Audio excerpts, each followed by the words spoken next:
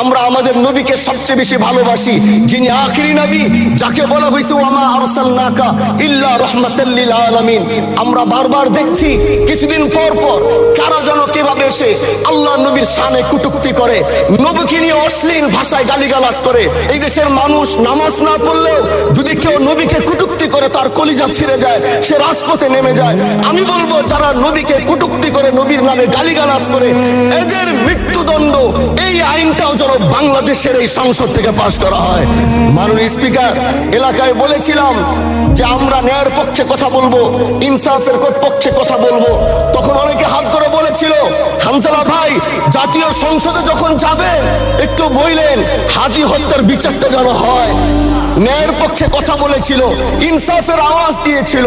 আমাদের মতোই যুবক মাননীয় স্পিকার, তিনি এই যে স্বপ্ন বলেছিল এক সুন্দর বাংলাদেশ করবার, রাস্তার ভিতরে সেই স্বপ্ন থামিয়ে দেওয়া হয়েছে।